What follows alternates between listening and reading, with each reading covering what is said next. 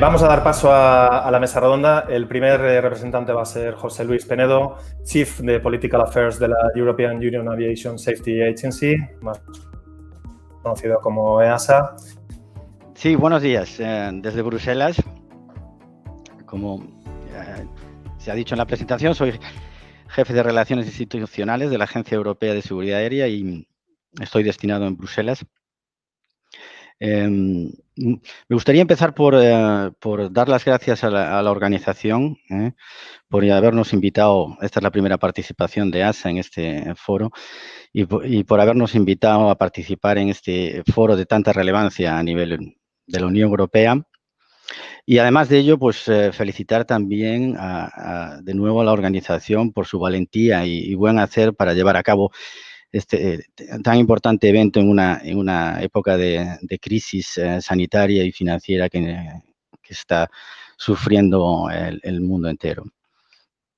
En primer lugar, y para no perder más tiempo debido a la limitación del tiempo que tenemos, antes de entrar en el tema concreto de los drones, me gustaría hacer una introducción general sobre las funciones de EASA en el contexto de la Unión Europea y las competencias que tiene como un órgano dependiente de la Comisión Europea. Me gustaría indicar brevemente que bueno, la agencia fue fundada en el año 2002. Ahora mismo cuenta con más de 800 expertos en aviación y administradores, con su base principal en la ciudad de Colonia, en Alemania.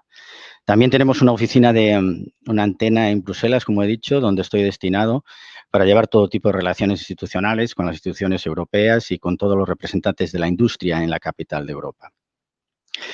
El sistema EASA está compuesto no solo de los 28, bueno, que van a ser 27 a finales de año por la salida del Reino Unido, sino también por 4 estados más que tienen acuerdos de transporte con la Unión Europea, como son Suiza, Noruega, Islandia y Liechtenstein. Una breve referencia al Brexit en este sentido. Como la mayoría saben, el Reino Unido se salió de la Unión Europea el 31 de junio de este año. De todas formas, en base al acuerdo que tiene con la Unión Europea, va a ser siguiendo tratado como un miembro de la Unión Europea hasta finales de año, pero con la salvedad de que no va a poder tomar parte en las decisiones que se tomen a nivel en este caso de EASA, siguiendo el principio de no participación. En cuanto a la representación internacional de EASA, que es muy importante, tenemos cuatro oficinas en todo el mundo, una en Canadá, otra en Washington, otra en China y otra en Singapur. Estas oficinas están situadas en las delegaciones de la Unión Europea y esto sigue un mandato del legislador europeo que nos ha encargado de promocionar los estándares de seguridad en todo el mundo, así como dar apoyo a toda la industria europea fuera de la Unión Europea. Un poco sobre la gobernanza de EASA, cómo está estructurado. Tenemos un comité ejecutivo donde están representados principalmente el director ejecutivo y los 4 directores de la agencia. Después tenemos un consejo de administración donde están representados todos los miembros de la Unión Europea y la Comisión Europea, donde se definen en conjunto con la agencia las políticas principales. Después tenemos 2 comités asesores, el MAP y el SAP. El MAP es el comité asesor donde están representados las autoridades y alguna organización especial, como la Agencia Europea de Defensa, por ejemplo, la Comisión también. Y después el SAP, que es un comité consultivo donde está representada la industria. Una breve referencia a nuestro presupuesto, que es un presupuesto mixto, donde casi más del 60% de nuestro presupuesto viene de la industria, de las tasas que pagan, por ejemplo, por la certificación de productos aeronáuticos. Después, una parte viene del presupuesto de la Unión Europea, que es un 20%.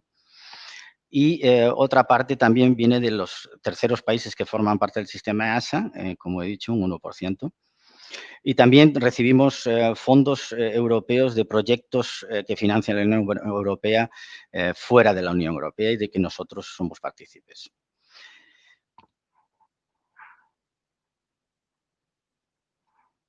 En cuanto a la misión de EASA y las tareas principales que le ha encargado el legislador europeo, me gustaría, lógicamente, empezar por la primera responsabilidad, es garantizar el máximo nivel de seguridad aérea.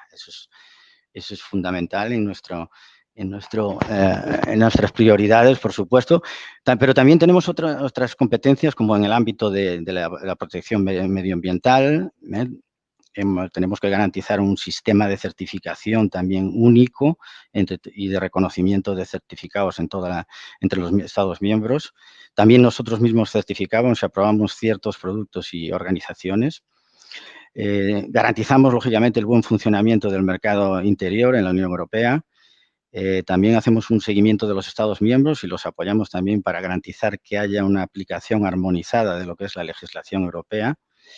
Y a nivel internacional, como he dicho, cooperamos con todo tipo de organizaciones internacionales y reguladores en el mundo con la última finalidad de garantizar, lógicamente, también la seguridad de los ciudadanos europeos globalmente.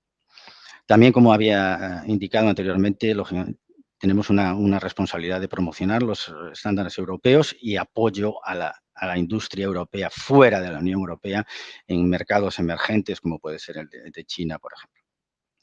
El sistema EASA es un sistema comprensivo. La seguridad afecta a todo tipo de ámbitos dentro de la aviación, desde la aeronavegabilidad hasta pasando por operaciones, aeropuertos y ATM. También tenemos responsabilidades nuevas en el ámbito de la seguridad, security, medio ambiente y también de la investigación.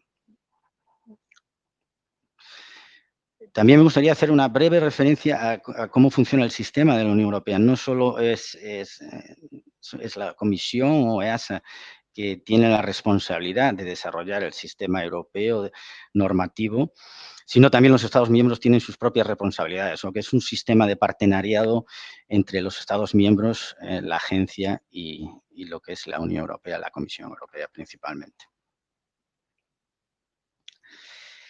Desafíos. Creo que es importante también mostrar un poquito el contexto en que nos encontramos ahora y de los desafíos que tiene que afrontar la Unión Europea y también, en este caso, la agencia en temas de aviación. Estamos confrontados ahora con nuevos desafíos que requieren soluciones muy innovativas. Por ejemplo, se están creando nuevos modelos de negocio. Tenemos también desafíos en ámbitos como la seguridad ciber, el Brexit, lógicamente, que ya he hecho referencia a él, por supuesto, la crisis sanitaria que estamos viviendo, que ha afectado gravemente a lo que es el transporte aéreo y la aviación y la industria de aeronáutica. Por supuesto, la transición verde, llegar a una aviación sostenible y la digitalización son nuevos retos que tenemos que afrontar. También es importante mencionar que tenemos que, lógicamente, es un reto que tenemos como regulador, siempre anticipar nuevas tecnologías, porque la industria, como saben, va siempre por delante al regulador y eso siempre nos supone un reto muy importante. Los drones es un ejemplo muy clásico.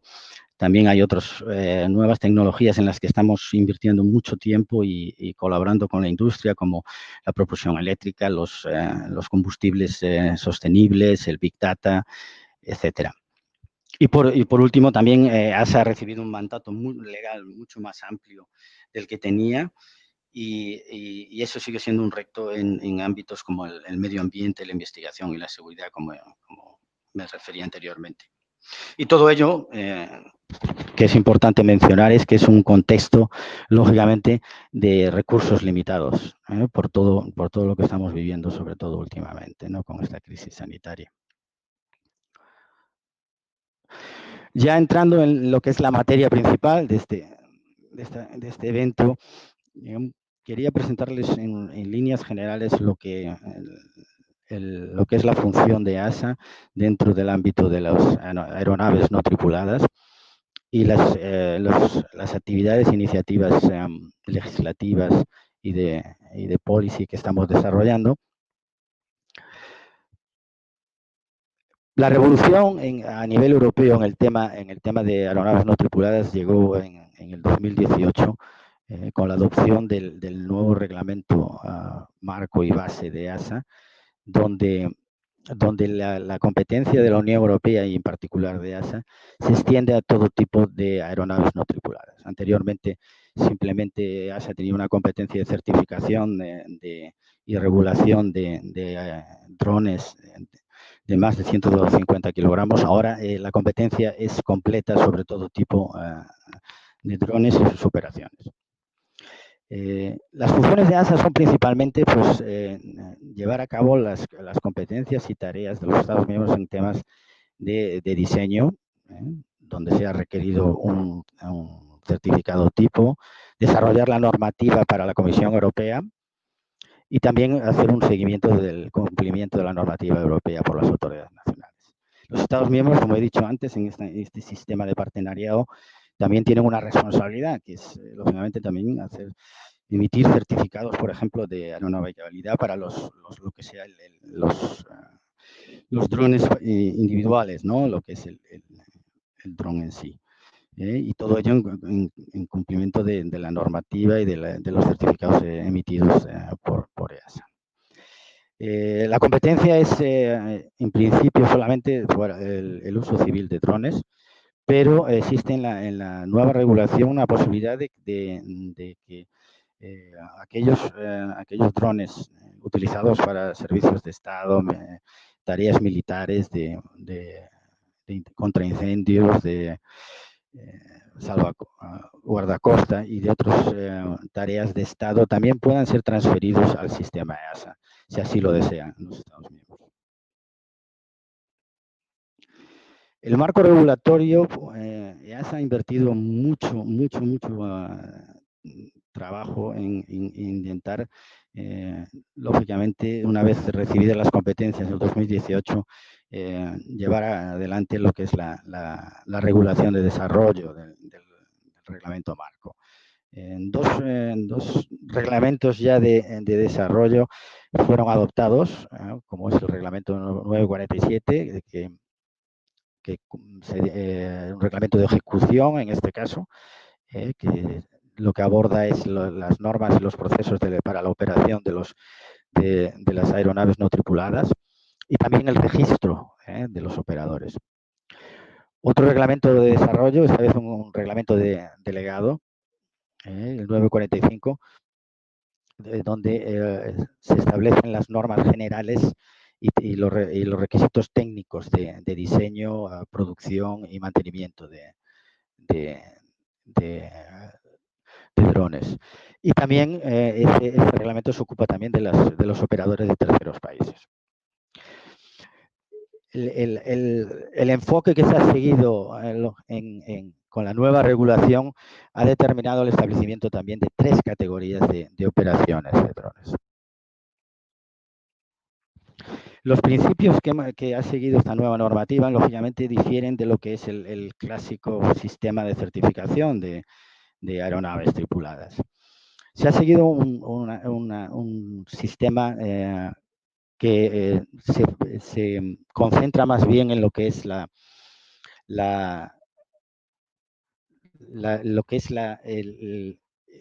el establecimiento de requisitos proporcionales a lo que es la naturaleza de la operación. Los operadores tienen, y las áreas de operación, los operadores tienen que establecer un concepto de operaciones, identificando los riesgos que hay en tierra y en aire. También es un sistema que establece requisitos proporcionados que sean proporcionales al riesgo, lo que se llama risk-based. Y por último, también es un sistema que no es prescriptivo. Simplemente lo que busca es los niveles mínimos de eficiencia que garanticen una operación segura. no tanto cómo se alcanza esos niveles mínimos de seguridad.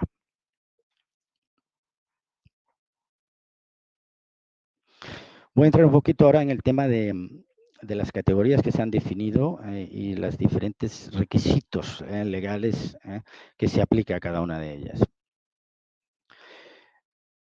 La primera categoría es la categoría abierta, llamada. Esta categoría simplemente es una categoría que tiene como requisito principal que haya una Visual Line of Sight, lo que se llama VLOS, y una altura máxima de la operación de 120 metros. Pero no son los requisitos únicos. Hay otras limitaciones para poder ser considerado dentro de esta categoría, que pueden ser como el peso máximo de menos de 25, la mínima edad del piloto, también que no haya bienes peligrosos, transporte de bienes peligrosos, que no haya operaciones autónomas. Dentro de esta categoría, como muchos de ustedes saben ya, hay distintas categorías, también dependiendo dónde la operación, si es sobre gente de población, cerca de la población o lejos de la población, y simplemente se requiere en principio un CMARC, ¿no? Un marcado europeo para identificar al dron. No se exige ni una certificación EASA del diseño, ni tampoco una autorización para el operador. Importante saber el calendario para la aplicabilidad de esta normativa dentro de esta categoría. En principio se fijó como finales de este año, el 31 de diciembre del 2020, como la aplicabilidad total, pero se ha hecho se ha creado un periodo transitorio para ciertas aeronaves no pilotadas dentro de la categoría abierta que no tienen aún un marcado europeo adecuado. La fecha final, en cualquier caso, donde finaliza este periodo transitorio, va a ser el 1 de enero de 2023. La categoría específica es una categoría de operaciones donde están incluidas todas las operaciones que exceden los límites, ¿no? de que hemos hablado en la categoría abierta, ¿no? Por poner ejemplos, pues la Vision Line of Sight más allá del VLOS, cuando el peso es mayor que 25 kilogramos, la altura se sobrepasan los 120 metros y se desarrolla una operación, por ejemplo, en un contexto urbano, con drones mayores con más peso de 4 kilos, o sin una identificación apropiada CE. En este caso, el operador tiene que hacer un asesoramiento del riesgo, Risk Assessment, que se llama SORA, y al mismo tiempo demandar una autorización de la autoridad nacional.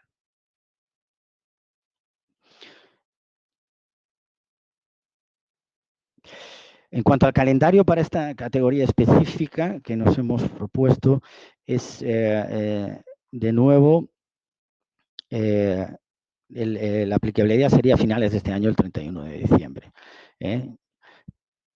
Y en ese momento, lógicamente, las autoridades nacionales tendrían que convertir todas las autorizaciones nacionales y certificados de acuerdo con la normativa europea. También los estados ya podrán empezar a definir zonas geográficas a las que me referiré posteriormente también en la presentación. La última categoría de operaciones que reflejan la normativa europea es la categoría de certificada, ¿no? Los drones de más peso y más grandes, ¿no? Esta categoría pues comprende lógicamente aquellos drones que exceden el riesgo que puede ser mitigado en la categoría específica. Ejemplos, pues operaciones de drones de más de 3 metros o más sobre población, transporte de personas, transporte de bienes peligrosos. Estos son algunos ejemplos de donde los requisitos de la categoría de certificada entrarían a ser aplicables. También la definición, dentro de la definición también tenemos los requisitos para esta categoría. Aquí sí que se exige una certificación de la aeronavegabilidad, tanto del diseño por parte de ASA como de los drones individuales por parte de las autoridades nacionales. Se exige una certificación también del operador y también una licencia al piloto remoto. En este ámbito de la categoría certificada, ASA está desarrollando un papel estratégico, un documento estratégico en cooperación con todos los stakeholders de la industria y de las autoridades nacionales. Los elementos principales de este documento que estamos desarrollando, pues se recogen en tres ámbitos principales, ¿no? En cargo y operando de aeródromos, en operaciones en ambientes muy congestionados, dentro del U-Space. Esos serían ejemplos concretos de que están siendo tratados por este papel estratégico. También desarrollando los conceptos creados a nivel de la OACI y identificando criterios que asuman criterios que afecten a otras regulaciones, ¿no? Dentro de lo que es el reglamento en otros ámbitos de la aviación. Esta nueva categoría, y esto creo que es importante mencionar, como he dicho, va a afectar a otras regulaciones ya vigentes en distintos ámbitos, ¿no? del marco regulatorio europeo. Por ejemplo, vamos, la regulación en temas de aeropuertos, también la aeronavegabilidad inicial, la continuada, también lo que es licencias de pilotos, operaciones aéreas, también lo que es ATM y ANS, también lo de los controladores, la normativa aplicable a los controladores en este caso no va a ser tocada en primer lugar, y SERA también la SERA. Esta es la primera propuesta de ASA, que es lo que se llama la MPA, y esperamos tenerla preparada para el segundo tercio del 2021. Quería hacer referencia también a tres aspectos importantes, que es el registro y la flexibilidad y el enforcement, ¿no? Lo que es el cumplimiento de la normativa y los instrumentos disponibles. En cuanto al registro, en las tres existen requisitos de registro que varían de una categoría a otra. En cuanto a los operadores, en la categoría específica y certificada, en general o siempre, los operadores tienen que registrarse. Y se tienen que registrar en el Estado miembro de residencia donde tengan su principal place of business, ¿no? El principal sitio de actividades. Los operadores en la categoría abierta se tienen que registrar solamente cuando tengan una masa de más de 250 gramos o incluso si son menores de 200 gramos se utilicen una cámara, exceptuando los toys, ¿no? En cuanto a lo que es el dron en sí mismo, tendrá que ser registrado solamente cuando se le exija una certificación del diseño y, lógicamente, también de lo que es la aeronavegabilidad.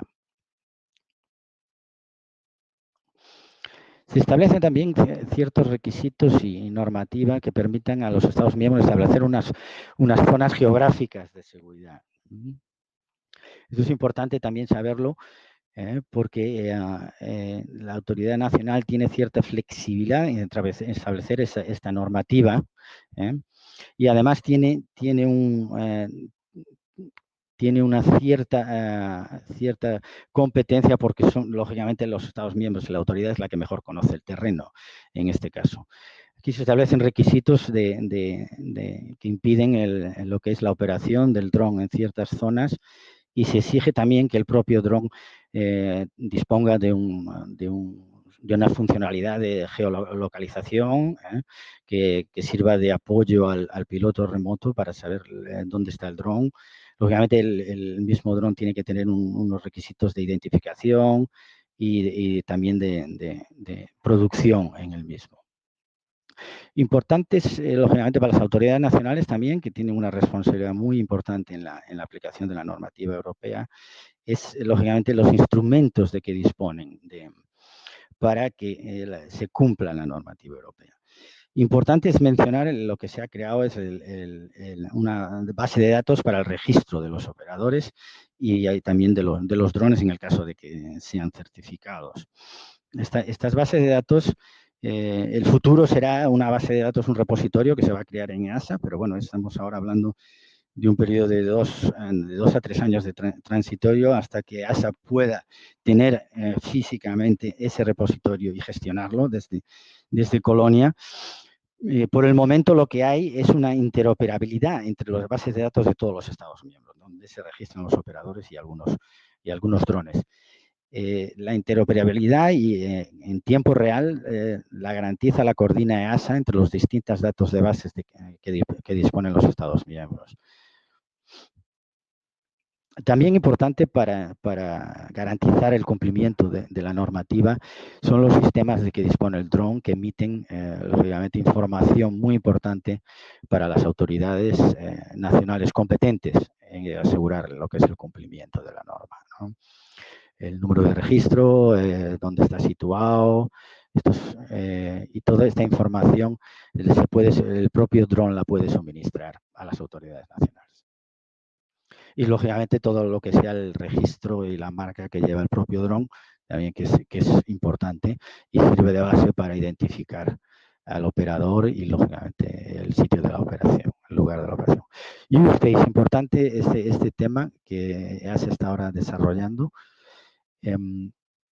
Simplemente informarles que la opinión de EASA ya fue publicada en marzo de este año y que ahora mismo la Comisión Europea está desarrollando lo que es el proyecto de una reglamentación, de un reglamento ejecutivo, y esperamos que lo que es el primer proyecto de este U-Space, el reglamento de U-Space, sea tratado ya por primera vez en el Comité ASA, que en octubre del 2020, donde estarán los Estados miembros y la Comisión Europea, lógicamente, representados.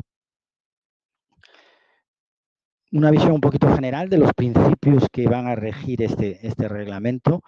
Se va a establecer lo que es una lista de requisitos para poder poner en marcha lo que es establecer un U-Space. También una lista mínima de los servicios que se deben dar en ese U-Space. También medidas para mitigar lo que es y manejar el tráfico dentro de este espacio. Las funciones y responsabilidades de los participantes dentro de este espacio.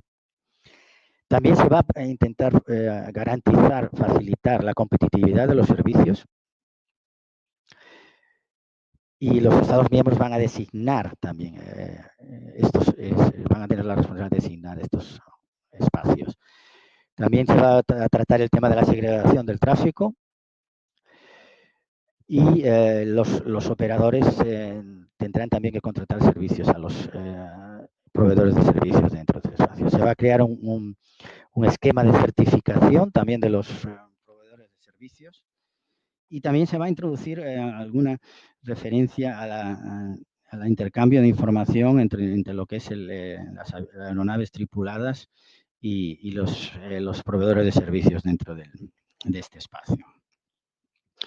El calendario para la adopción de este reglamento se espera que se vote en el Comité ASA en febrero del 2021 el reglamento y se publique ya en lo que es el último cuarto del año 2021. La aplicación, después de un periodo transitorio, esperamos que sea de 2 años después de la publicación. Para finalizar, me gustaría hacer referencia a una iniciativa que está desarrollando ahora EASA, que es un plan de acción contra la intromisión de drones y la vulneración de operaciones de drones en áreas que no está permitido. EASA adoptó un plan estratégico y de promoción de la seguridad en este ámbito en julio de 2019 con 5 acciones principales que seguimos desarrollando. Primero, una acción de educación del público, de promoción de la seguridad, con el objetivo de prevenir y reducir el uso no adecuado e ilegal de drones alrededor de aeropuertos. Todo esto vino marcado por el incidente en Gatwick, que hace 2 años, creo. Y también preparar a los aeropuertos también para, lógicamente, mitigar el riesgo de operaciones de aeronaves no autorizadas, de drones no autorizados. También apoyar todo lo que sea el análisis de riesgo de seguridad con datos científicos. Eso es otra de las acciones que pretendemos llevar a cabo y desarrollar, que ya estamos haciéndolo. También todo visto dentro de la perspectiva global de seguridad, dentro de todo el sistema de seguridad que existe en la Unión Europea. También un sistema adecuado de este tipo de incidentes, de hacer lógicamente informes y después lógicamente producir material de guía y de promoción de seguridad en este ámbito. Finalmente, simplemente decirles que esto ha sido una muy breve introducción de todo lo que estamos haciendo.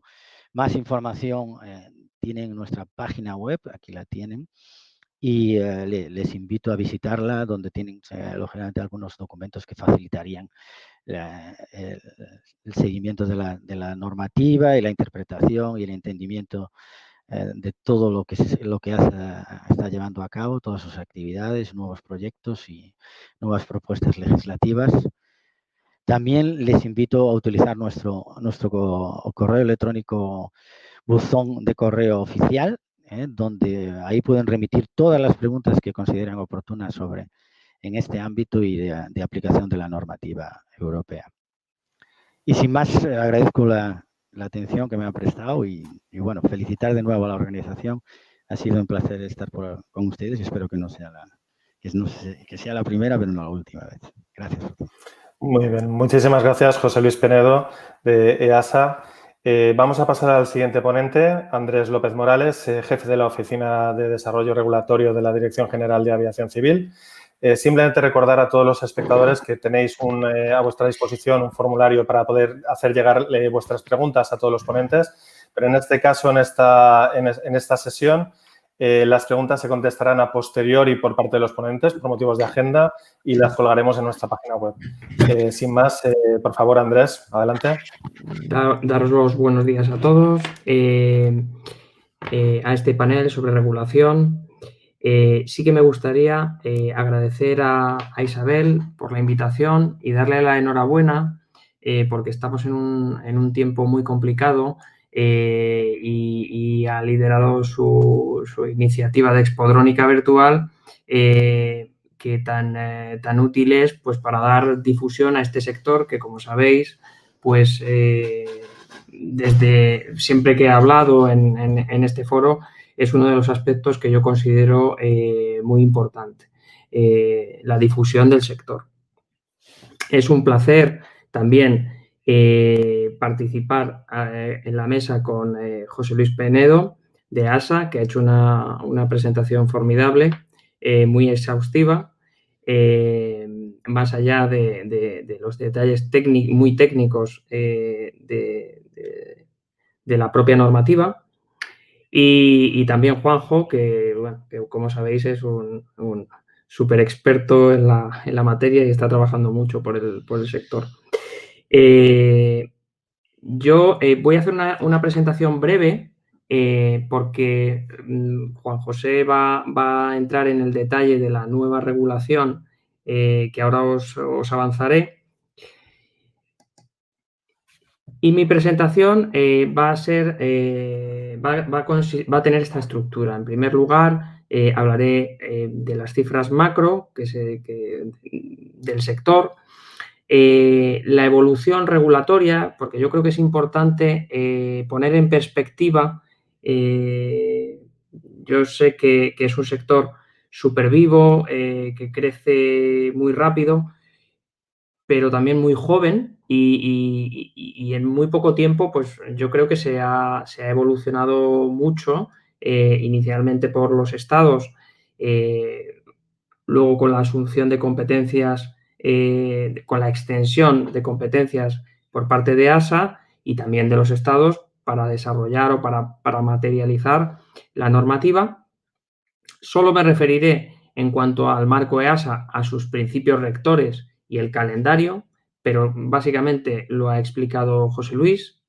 Y luego os contaré algo sobre la adaptación al nuevo marco, sin ánimo de aburriros, porque luego habrá más detalles y de cuáles son los que, a mi juicio, son unos retos futuros muy relevantes.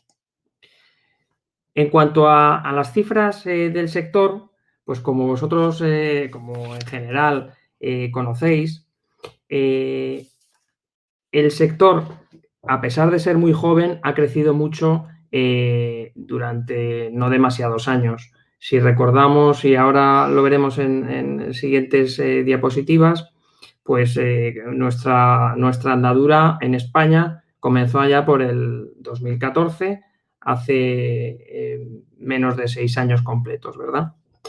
Las cifras en Europa pues apuntan hacia unos 4.000 millones de dólares de volumen de mercado, en Estados Unidos algo más y en Asia también, y a un nivel bastante elevado de aeronaves y de puestos de trabajo. Si bien es cierto que las perspectivas son bastante alentadoras, bueno, pues es verdad que durante los primeros años, pues la velocidad para poner en marcha el motor, no es tan rápida como inicialmente o como se podría apuntar, porque, bueno, pues es un sector que, como he indicado, es muy joven y que, a mi modo de ver, pues entraña unos retos muy importantes. En España, pues como conocéis en general y los que no lo conozcan, pues tenemos un número de operadores aproximadamente de 5.000. Tenemos más de 6.000 pilotos registrados, más de 6.500 aeronaves y unas perspectivas de crecimiento realmente halagüeñas. Seguro que con la implementación de la norma europea, la cosa se disparará. La evolución ha sido bastante notable. Y voy a pasar ahora a hablar un poco de los principales pasos que hemos dado en España, que en general los conoceréis, pero habrá gente que asista a este evento virtual y no lo conozca, se aproxime en su primera fase. Como sabéis, nosotros desde el gobierno se impulsó un Real Decreto Ley en el que trabajamos muy intensamente en el Ministerio de Transportes, por supuesto, AESA y la Dirección General, pero también otros ministerios involucrados, que nació en el año 2014, en julio. Como sabéis, ese Real Decreto Ley, que luego se transformó en una ley, pues establecía un primer marco normativo que permitió el inicio de la actividad, si bien pues, en condiciones muy tasadas. Con posterioridad, 3 años más tarde, en 2017, se ampliaron las posibilidades de la operación. Se aprobó el Real Decreto 1036 del 17 y con ello pues, se abrió un abanico amplio, en muchos casos ciertamente sujeto a autorización, y bueno, que se ha ido implementando. En 2018 como comentó anteriormente la secretaria, se lanzó el plan estratégico, que fundamentalmente, o sea, como pilares básicos, consistía en el desarrollo normativo, y en ello me consta que desde la agencia se han impulsado numerosas iniciativas que están contempladas en el plan. También el desarrollo de U-Space, y como sabréis, en Aire ha trabajado muy intensamente sobre esta labor, y en iniciativas como, por ejemplo, la difusión o la protección de infraestructuras. Posteriormente, en el 18, se aprobó el reglamento base, que, como comentaba antes José Luis, pues es la piedra sobre la que se articulan los requisitos esenciales y en materia de UAS, y que ha permitido posteriormente el desarrollo del reglamento de ejecución y el reglamento delegado, que, como ha comentado, pues se encargan de la parte de producto y también de la parte de operación, y que tienen en cuenta pues aspectos como pues, por ejemplo, la privacidad, la seguridad y, por supuesto, la seguridad operacional y la operación de las aeronaves no tripuladas.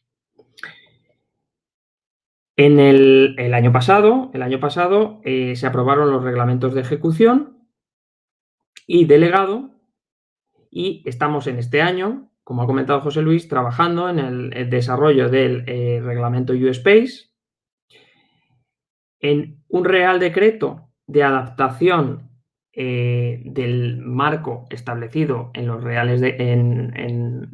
los reglamentos de ejecución y delegados, y en la estrategia de movilidad segura, sostenible y conectada de MITMA, en donde, como comentaba anteriormente María José Rayo, pues habrá cuestiones relacionadas con la movilidad inteligente y donde aparecerán los drones. ¿Cuáles son los principales principios rectores del nuevo marco? Los comentaba antes José Luis. Es un marco proporcional al riesgo, que tiene en cuenta las prestaciones de la aeronave, que introduce el concepto de áreas o zonas geográficas. Es un concepto muy relevante y que aborda, entre otros aspectos, cuestiones como security, protección de datos, cuestiones medioambientales. Y es importante la amplitud del término operador. Como sabéis, nuestro Real Decreto 1036 estaba centrado fundamentalmente en la operación especializada, aunque en algunas disposiciones adicionales se incorporaron preceptos para salvaguardar, pues, por ejemplo, la seguridad de las personas o de las infraestructuras críticas.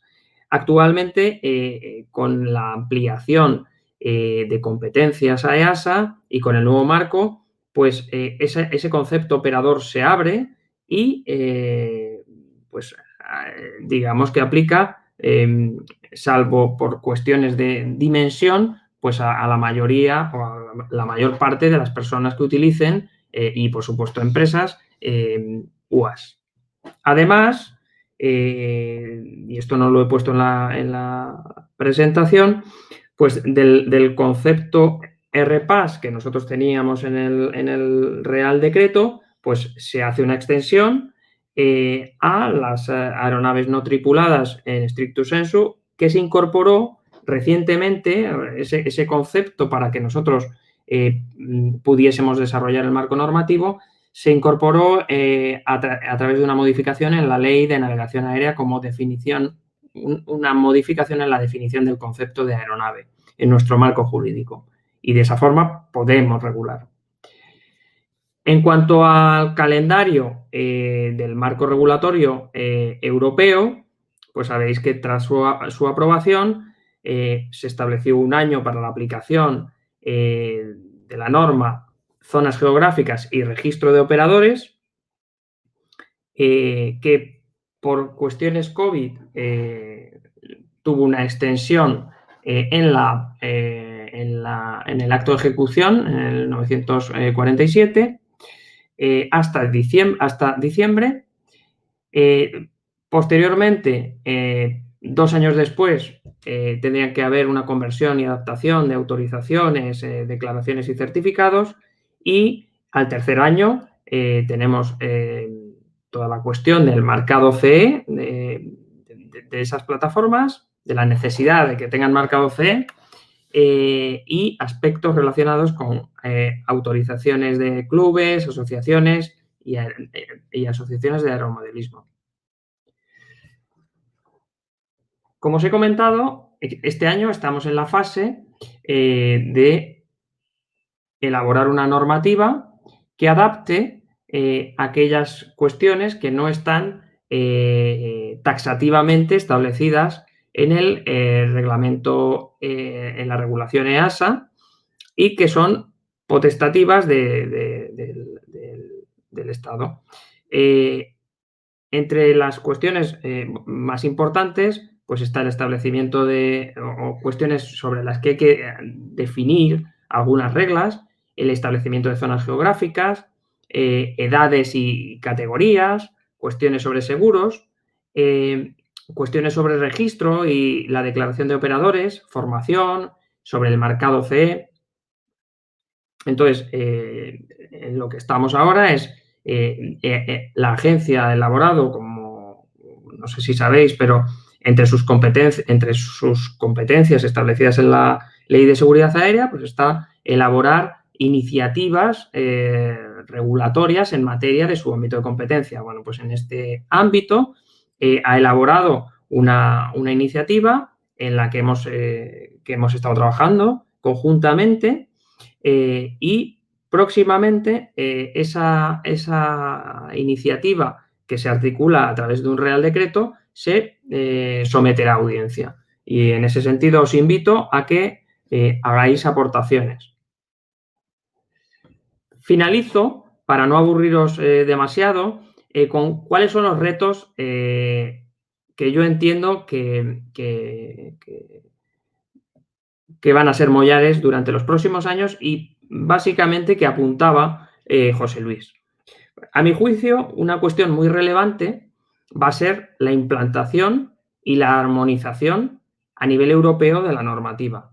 Efectivamente, ahora tenemos un marco EASA, unas competencias asumidas por EASA y también por los supervisores y reguladores nacionales. Y un punto clave es la implantación, que consigamos una armonía en la implantación de la norma a nivel europeo. Habrá matices, pero es una cuestión importante que tenemos que tener en cuenta. Por otra parte, la privacidad. Como todos conocéis, pues la capacidad de estas aeronaves por capturar imágenes y por eventualmente difundirlas, pues hace necesario que tengamos que poner especial cuidado en este tipo de cuestiones. Efectivamente, sabéis que en España, en el tema de protección de datos, tenemos a la Agencia Española de Protección de Datos, que también hace un importante papel. Y bueno, es otro punto, a mi juicio, clave. También la protección de infraestructuras, a lo que se refería anteriormente José Luis, como por ejemplo los aeropuertos o infraestructuras críticas, y su protección vía, pues, por ejemplo, sistemas antidrón. Pero también la protección en cuanto a la comunicación que hay entre el enlace de la estación del sistema UAS y la propia aeronave. Un reto esencial, a mi juicio, para los próximos años va a ser poner en marcha el concepto U-Space, sobre el que se está trabajando y sobre el que estableceremos las bases regulatorias. Pero más allá de la normativa, habrá que hacer un trabajo muy importante para materializar esto en un sistema o sistemas robustos y que permitan la integración de esos drones por ejemplo, en la ciudad y puedan ser controlados de manera autónoma o automática, mejor dicho, automática, cuando el volumen de aeronaves sea muy grande. De la mano va plenamente vinculado el concepto de Urban Air Mobility, porque esas plataformas al final tendrán que proporcionar información dentro del sistema U-Space y a mi juicio también es muy importante y supondrá un absoluto reto la certificación, el desarrollo de la normativa en materia de certificación, su integración con la aviación tradicional, tripulada y que seguro que nos va a entretener y a dar mucho trabajo y muy interesante durante mucho tiempo. Yo sin más querría agradecer a todos la atención y bueno, a Isabel y a la organización por contar con nosotros, como viene siendo habitual. Espero no haberos aburrido mucho y bueno, como comentaban anteriormente, pues las cuestiones o que tengáis, pues encantado de poderlas resolver en la medida de las posibilidades. Y por otra parte, animaros a que participéis en la audiencia de la norma cuando se lleve a cabo, ya os digo que próximamente, y también en la consulta abierta de la estrategia de movilidad, porque ahí uno de los ejes importantes pues será la movilidad inteligente, y los drones, a mi juicio, pues son unas plataformas súper interesantes para dar respuesta a estas cuestiones de movilidad. Muchas gracias. Bien, muchísimas gracias a ti, Andrés, por aclararnos un poco todo el futuro desarrollo de los drones y la integración tanto en los espacios urbanos como la integración con la aviación tradicional. Como sabéis, el siguiente speaker es Juan José Solá, jefe de la división de drones de la Agencia Estatal de Seguridad Aérea. Bienvenido, Juan José, esta es tu casa. Adelante. Lo primero, como han hecho los anteriores ponentes, pues quería agradecer a la organización e invitar a ESA que podamos estar aquí en este tipo de foros, sobre todo en estos momentos tan difíciles, ¿no? Con toda la crisis del COVID y es importante que sigamos comunicando y sigamos dándole foro a todo el tema de la normativa y la seguridad aérea. También pues agradecer a los anteriores ponentes, tanto a José Luis Penedo como a Andrés López, pues las presentaciones.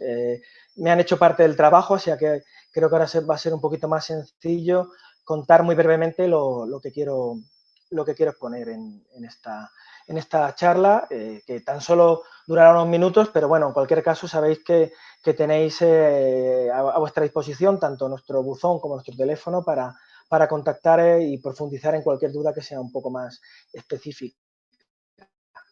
Lo que voy a contar hoy, básicamente, introducción, algo de normativa europea, pero ya conocéis porque lo ha comentado muy bien José Luis. Y por último, quizá la parte más, vamos a decir, nueva dentro de este foro es el comentar un poco cómo queremos implantar la normativa en España mediante un Real Decreto.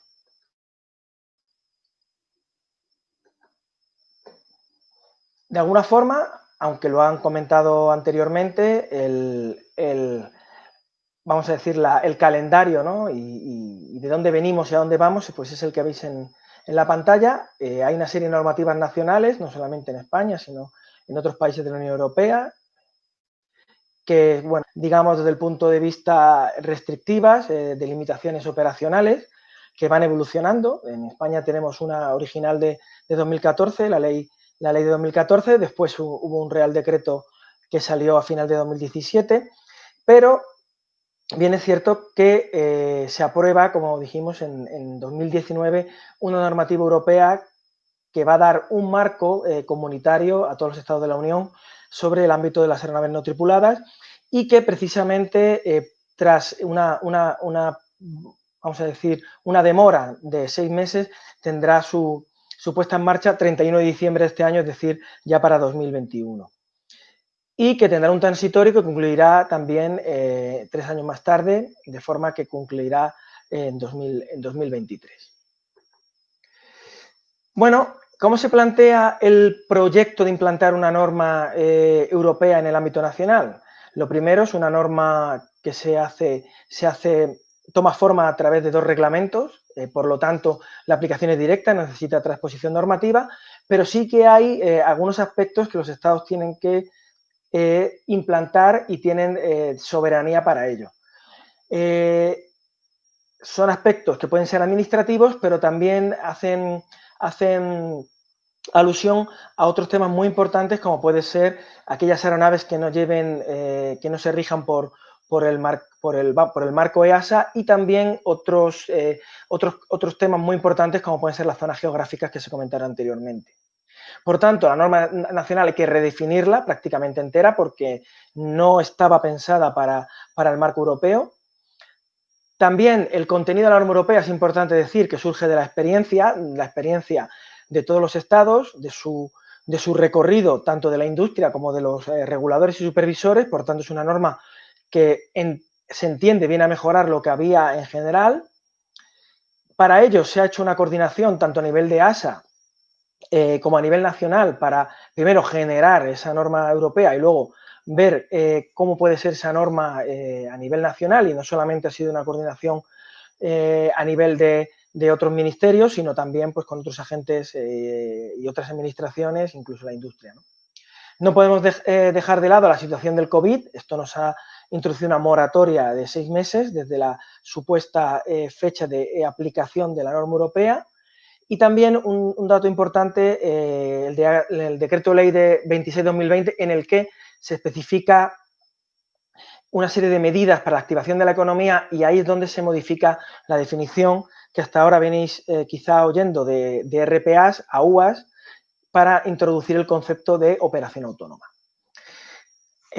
Bueno, en el siguiente punto, que no me voy a dilatar demasiado, ya lo conocéis, la normativa europea es una normativa centrada en la operación, que pretende ser proporcional a la complejidad de la misma, siempre basado en el riesgo y en la capacidad de las performance de estos sistemas. Se abre camino a través de 3 categorías, una que se llama categoría abierta, que se comenta anteriormente, que sería la de menos riesgo, por tanto la más fácil de operación, la certificada, que todavía no está regulada, pero sí se menciona en la norma junto con las fronteras entre las 3, que sería más parecida a la aviación convencional o aviación tripulada que estamos más habituados, y la categoría específica, que sería una categoría basada en los estudios de seguridad y que estaría entre medias de las dos y que daría ese apartado de proporcionalidad al riesgo. Esta categoría pues no sería tan sencillo como simplemente hacer la formación y empezar a volar, pero permite dos tipos de escenarios. Uno declarativo, en el cual los operadores declaran y ya pueden volar en base a ese escenario operacional, y un régimen de autorización que bueno, básicamente se divide en tres niveles, lo que se llama un PDRA, que viene a ser una especie de escenario operacional en el que el estudio de seguridad ya está prescrito, una autorización como tal para un tipo de operación, y por último un LUC, que viene a ser algo más potente, un certificado para que el operador pueda de alguna forma autoautorizarse sus propias operaciones, dicho de una manera muy simplificada. En cuanto lo que es la aplicación, bueno, pues como hemos comentado, la norma entraría el 31 de diciembre de 2020 en vigor hasta terminar el 31 de diciembre de 2022, para entrar en enero de 2023 completamente ya, vamos a decir, transicionada.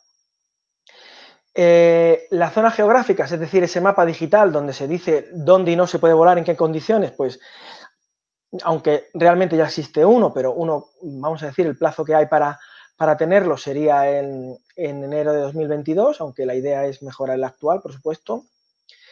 Luego también para todo el tema del marcado CE para las aeronaves que lo lleven, pues hay un periodo en el cual todavía se pueden utilizar aeronaves que no lo contemplen en ciertos escenarios, hasta 2023. Luego, el repositorio de información que se ha comentado y el sistema de registro nacional, pues tiene que entrar efectivamente en aplicación ya en cuanto entre la norma para que los operadores se puedan registrar. Luego, todas las, vamos a decir, comunicaciones previas o declaraciones que tenían ya los operadores y las autorizaciones, pues seguirán siendo válidas hasta enero de 2022 y ahí se tendrán que convertir al marco EASA. También hay de la misma forma hay un transitorio para todo el esquema de certificados de pilotos, porque el esquema de formación cambia sustancialmente. Y por último también el nuevo enfoque que hay para los clubes y asociaciones de aeromodelismo, pues también hay un transitorio que acaba en 2023. Bueno, ¿cuál es la idea que hay a nivel nacional para implantar estas normas, vamos a decir, estos reglamentos europeos? Pues mediante Real Decreto. Y lo que hay es un proyecto de Real Decreto en el cual primero se hizo un diagnóstico. El diagnóstico era que había una alta complejidad en la convivencia de la actual norma con la norma común. Es cierto que el Real Decreto vigente, en 1036-2017, pues establecía sus propias disposiciones y su grado de complejidad y no tenía, vamos a decir, una trazabilidad directa con la normativa europea, por lo tanto, la norma había que cambiarla. Ese es el primer elemento que se deduce, ¿no? Y también es verdad que hay una gran dificultad de implantar la norma europea en convivencia con este Real Decreto. Por tanto la propuesta como la visión que tenemos desde la agencia es derogar el Real Decreto actual y generar uno nuevo totalmente enfocado a la norma comunitaria, que sea proporcional al riesgo, que también sea basado en este riesgo y demás, ¿no? Otro tema muy importante es el impulso de la digitalización y automatización de los procesos, no solamente el de los propios sistemas, sino los que tenemos las administraciones, porque es un elemento clave para que el sector se desarrolle y en eso también la idea es que cuando la norma entre en vigor, mejor dicho, en aplicación, tengamos una nueva plataforma para hacer todos los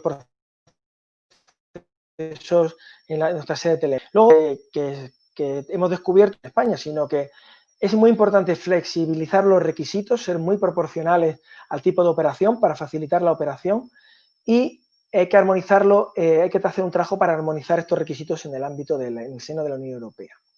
Por supuesto, es muy importante también ese equilibrio entre lo que viene siendo la facilitación de la operación, es decir, esa flexibilidad y la seguridad. La armonía tiene que ser clara para que esta flexibilidad no repercuta en los niveles de seguridad.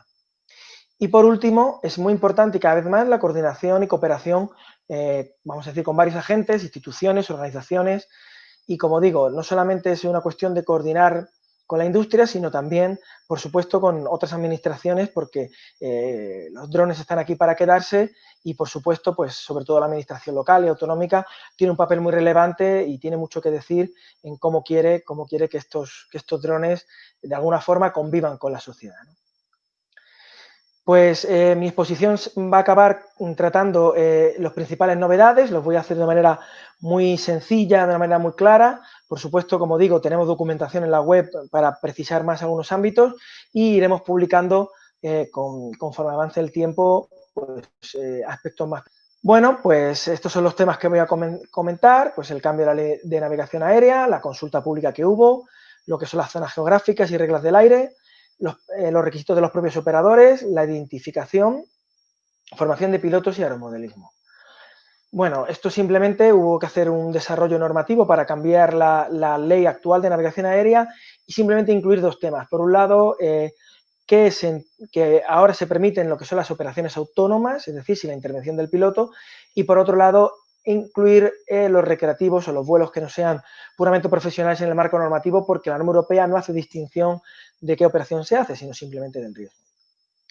En cuanto a la consulta pública, los temas que comentó el ciudadano en general, el sector, sobre todo destacaron en temas de reglas del aire y zonas geográficas, pues básicamente se pedía un uso más racional del espacio aéreo, mayor flexibilidad con los requisitos, ¿no? Todo lo que se ha hablado de lo que son los vuelos en espacio aéreo controlado y demás, la coordinación con terceros, infraestructuras críticas. ¿Qué ocurre con operaciones, por ejemplo, de bomberos, de emergencias, si tienen algún tipo de exclusión o pueden pueden operar en un marco que les permita algo más de flexibilidad. Y por último, pues seguros también más flexibles, ¿no? Para volar, hacer vuelos, por ejemplo, por vuelos o por operación y no contratar un seguro, vamos a decir, más anual o lo que sea.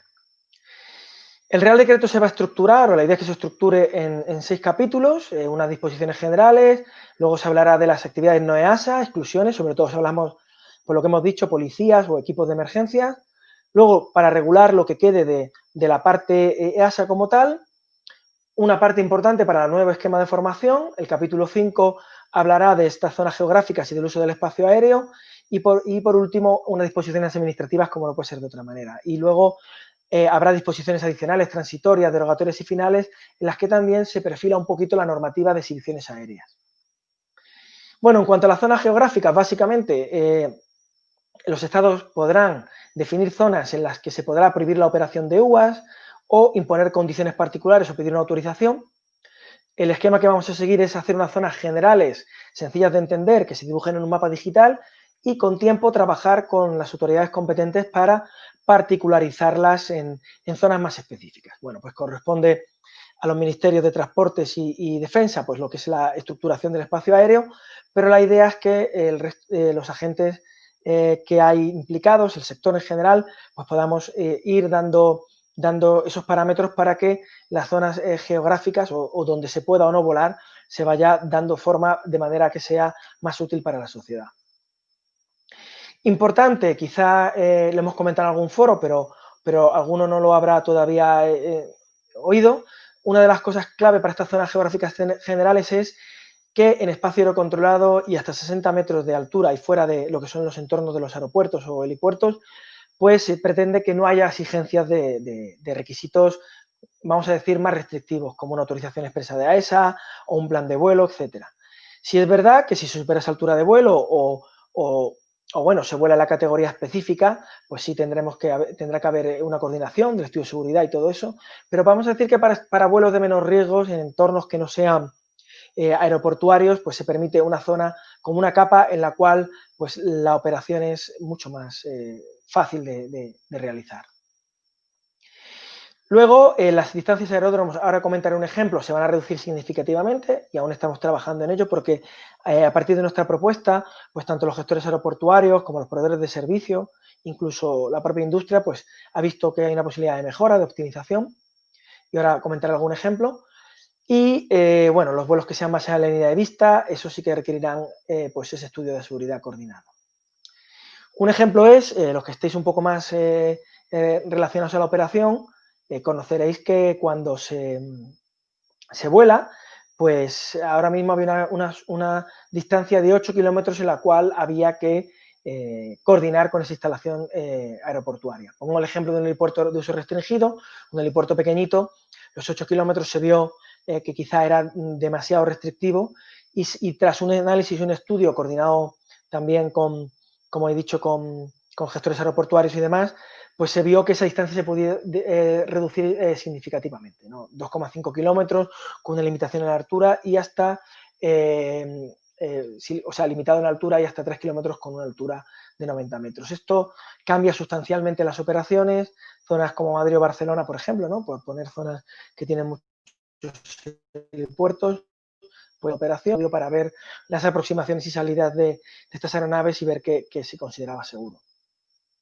También, y de cara a que haya escenarios declarativos europeos, publicaremos escenarios nacionales permitiendo operaciones, incluso en el entorno urbano, que puedan hacerse por declaración responsable y no requieran de una autorización expresa, de forma que se pongan otros requisitos que permitan velar por esa seguridad de la operación sin poner demasiadas trabas al operador. En cuanto a las edades, para volar, no voy a entrar en detalle de la tabla, pero sí quería de alguna manera ponerla para que la tengáis presente. Y muy resumidamente, para aquellos que se diseñen sus propias aeronaves con muy bajo peso, ¿no? 250 gramos, o aquellos que no tengan marcado CE o sean juguetes, o sea, de alguna manera, pues que no haya un niño juegue con una aeronave muy pequeñita, pero los que no sean juguetes, pues las edades van a ir variando de 12 a 14 años, ¿no? Tenéis en la tabla, haremos pública esta información. Pero bueno, que sepáis que el reglamento permitió un margen de 12 a 16 y hemos entendido como propuesta de AESA que esto es bastante flexible y bastante adecuado para el tipo de operación. En cuanto a los seguros, pues básicamente no se va a pedir seguros para los que hemos comentado anteriormente, para los juguetes y demás, y también para la categoría C0, aunque siempre recomendamos que haya un seguro. Y importante, para el resto de categorías sí habrá que contratar un seguro de responsabilidad civil. En cuanto al registro, pues será telemático, un registro digital a través de nuestra sede electrónica, en la que el operador tendrá un número de identificación único. La edad mínima para ser operador son 16 años, no quiere decir que no se pueda volar con 12 o 14 años, pero el operador, que es el que de alguna forma aglutina a ese conjunto de pilotos, como he dicho, puede ser recreativo o profesional, tiene que tener una edad mínima, y todos los que vayan a volar o pretendamos volar estas aeronaves tendremos que estar registrados. El esquema de formación, y ya voy terminando la presentación, pues tratando de hacer esta presentación de una manera sencilla. Pues estos son los bloques, el riesgo va de izquierda a derecha mayor. Las subcategorías de la categoría abierta, 1 y A3, pues hay una formación y un examen online. La A2 ya incluye una formación autopráctica y un examen presencial, hay que hacer un examen presencial para obtener ese certificado. Y luego la específica, pues la parte declarativa se parece un poquito a la parte de la abierta, con otros requisitos. Y luego los 3 esquemas de autorización, que lo que comenté, PDRA, autorización y LUC, pues bueno, llevan un esquema en el cual la formación va, los requisitos de formación van en aumento, pero ya no es una formación online, sino que según el caso, pues ya lo comentaremos en nuestros foros, porque ahora no me da suficiente tiempo, pues serán parte será el examen online, pero parte también será impartida y evaluada por otras organizaciones, ¿no? que estén reconocidas.